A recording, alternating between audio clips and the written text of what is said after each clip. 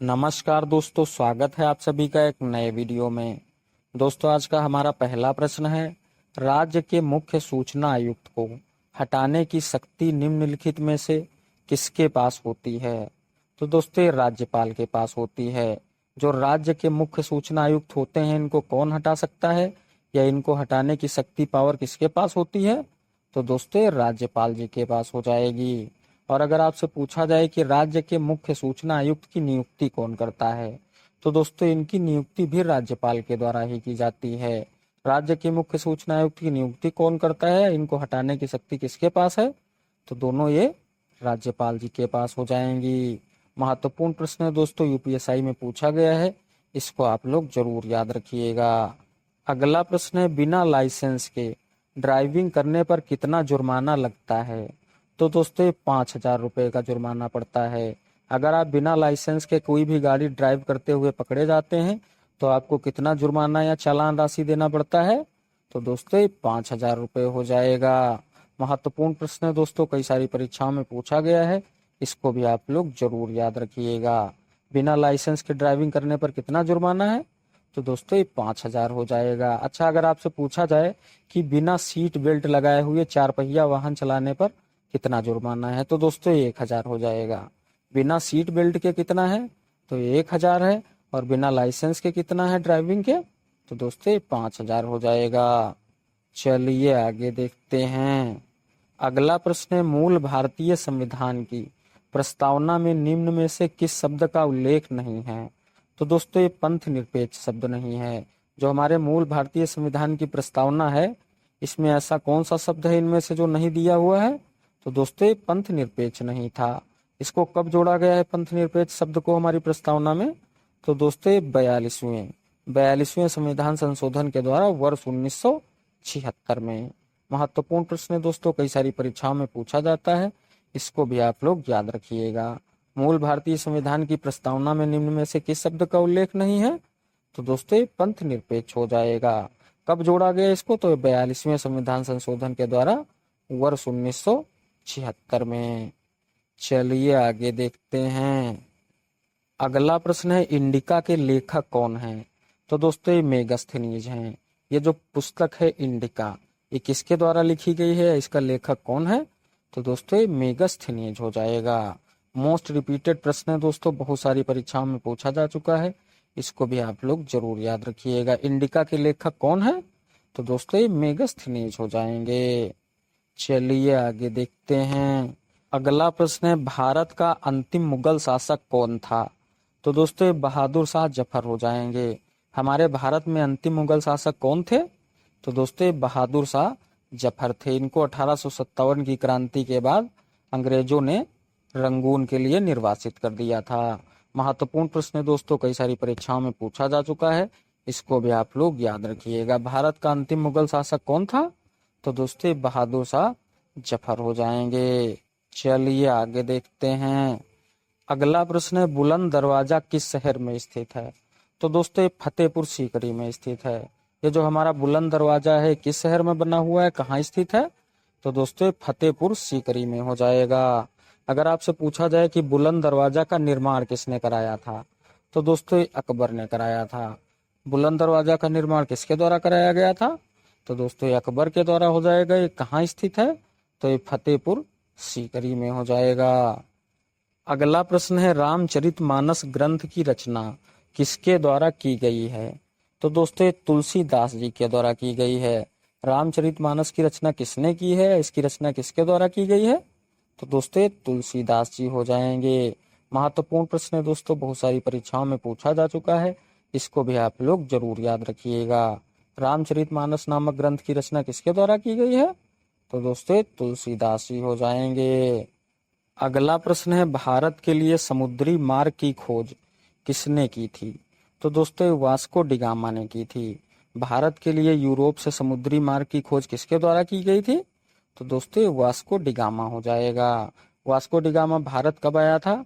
तो दोस्तों, ये 1498 ईस्वी में हो जाएगा। महत्वपूर्ण प्रश्न है दोस्तों, कई सारी परीक्षाओं में आपसे पूछा जाता है, इसको भी आप लोग याद रखिएगा। वास्को डिगामा भारत कब आया था? तो दोस्तों, ये 1498 ईस्वी में हो जाएगा। अगला प्रश्न है, दहेज प्रतिषेध अधिनियम कब लागू किया गया था? तो दोस्तों ये वर्ष 1961 में लागू हुआ था। ये जो हमारा दहेज प्रतिषेध अधिनियम है कब लागू हुआ था, इसे कब लागू किया गया था? तो दोस्तों ये वर्ष 1961 में हो जाएगा। महत्वपूर्ण प्रश्न है दोस्तों, यूपीएसआई में पूछा गया है, इसको भी आप लोग याद रखिएगा। दहेज प्रतिषेध अधिनियम कब लागू हुआ था या इसे कब लागू किया गया था? तो दोस्तों ये वर्ष 1961 में हो जाएगा। अगला प्रश्न है, संविधान सभा की पहली बैठक कब हुई थी? तो दोस्तों ये 9 दिसंबर 1946 को हो जाएगी। जो हमारी संविधान सभा की पहली बैठक थी ये किस तारीख को हुई थी, कब हुई थी? तो दोस्तों ये 9 दिसंबर 1946 को हो जाएगी। महत्वपूर्ण प्रश्न है दोस्तों, बहुत सारी परीक्षाओं में पूछा जा चुका है, इसको भी आप लोग याद रखिएगा। संविधान सभा की पहली बैठक कब हुई थी? तो दोस्तों 9 दिसंबर 1946 को हो जाएगी। चलिए आगे देखते हैं। अगला प्रश्न है, जीवन के अधिकार को भारतीय संविधान के किस अनुच्छेद में शामिल किया गया है? तो दोस्तों अनुच्छेद 21 में हो जाएगा। जीवन जीने का जो हमारा मौलिक अधिकार है भारतीय संविधान के किस अनुच्छेद में दिया गया है? तो दोस्तों अनुच्छेद 21 में हो जाएगा। बहुत ही महत्वपूर्ण प्रश्न है दोस्तों, बहुत सारी परीक्षाओं में पूछा जाता है, इसको आप लोग जरूर याद रखिएगा। जीवन जीने के अधिकार भारतीय संविधान के किस अनुच्छेद में शामिल है? तो दोस्तों अनुच्छेद 21 हो जाएगा। चलिए आगे देखते हैं। अगला प्रश्न है, दुनिया के सबसे बड़े दूध उत्पादक देश का नाम बताइए। तो दोस्तों ये भारत है। दुनिया में सबसे ज्यादा दूध का उत्पादन कौन सा देश करता है या दूध का सबसे बड़ा उत्पादक कौन सा देश है? तो दोस्तों ये हमारा भारत हो जाएगा। अमेरिका जो है ये नंबर 2 पर है। दूध उत्पादन में दुनिया में सर्वोच्च स्थान पर कौन है या सबसे ज्यादा दूध का उत्पादन कौन करता है? तो दोस्तों ये भारत हो जाएगा। चलिए आगे देखते हैं। अगला प्रश्न है, विश्व में सर्वाधिक वर्षा किस स्थान पर होती है? तो दोस्तों ये मासिन राम में होती है। दुनिया में सबसे ज्यादा वर्षा कहाँ पर होती है, किस स्थान पर होती है? तो दोस्तों ये मासिन राम मेघालय में हो जाएगी। महत्वपूर्ण प्रश्न है दोस्तों, ये भी बहुत सारी परीक्षाओं में पूछा जाता है, इसको भी आप लोग याद रखिएगा। विश्व में सर्वाधिक वर्षा किस स्थान पर होती है? तो दोस्तों मासिन राम में हो जाएगी। मासिन राम कहाँ है? तो दोस्तों मेघालय में स्थित है। चलिए आगे देखते हैं। अगला प्रश्न है, किस प्रकार की मिट्टी में कपास का उत्पादन सबसे अच्छा होता है? तो दोस्तों एक काली मिट्टी में होता है। कपास के उत्पादन के लिए सबसे अच्छी मिट्टी कौन सी मानी जाती है, सबसे उपयुक्त मिट्टी कौन सी है? तो दोस्तों एक काली मिट्टी हो जाएगी। कई बार आपसे पूछ लिया जाता है कि काली मिट्टी का दूसरा नाम क्या है? तो दोस्तों इसको रेगुर मिट्टी भी कहते हैं। काली मिट्टी को और दूसरे किस नाम से जानते हैं? तो दोस्तों ये रेगुर मिट्टी हो जाएगी। और कपास की खेती के लिए सबसे अच्छी मिट्टी कौन सी मानी जाती है? तो दोस्तों ये काली मिट्टी हो जाएगी। ये कहाँ है सबसे ज्यादा? तो दोस्तों ये महाराष्ट्र। काली मिट्टी सबसे ज्यादा किस राज्य में है? तो दोस्तों ये महाराष्ट्र में हो जाएगी। महत्वपूर्ण प्रश्न है दोस्तों, इसको भी आप लोग याद रखिएगा। किस प्रकार की मिट्टी में कपास का उत्पादन सबसे अच्छा होता है? तो दोस्तों ये काली मिट्टी हो जाएगी। चलिए आगे देखते हैं। अगला प्रश्न है, भारत के सुंदरबन डेल्टा में किस प्रकार के वन पाए जाते हैं? तो दोस्तों ये मैंग्रोव वन होते हैं। ये जो हमारा सुंदरबन डेल्टा है इसमें किस प्रकार के वन होते हैं, किस तरह के जंगल हैं? तो दोस्तों ये मैंग्रोव हो जाएंगे। अगर आपसे पूछा जाए कि सुंदरबन डेल्टा कहाँ स्थित है, तो दोस्तों ये पश्चिम बंगाल में है। सुंदरबन डेल्टा कहाँ है? तो दोस्तों ये पश्चिम बंगाल राज्य में है। इसमें किस तरह के जंगल या वन पाए जाते हैं? तो दोस्तों ये मैंग्रोव हो जाएंगे। महत्वपूर्ण प्रश्न है दोस्तों, बहुत सारी परीक्षाओं में पूछा जा चुका है, इसको भी आप लोग जरूर याद रखिएगा। सुंदरबन डेल्टा में किस तरह के वन पाए जाते हैं? तो दोस्तों ये मैंग्रोव हो जाएंगे।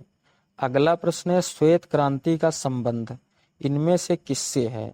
तो दोस्तों ये दूध उत्पादन से है। ये जो हमारी श्वेत क्रांति हुई थी इसका संबंध किससे था? तो दोस्तों ये दूध उत्पादन से था।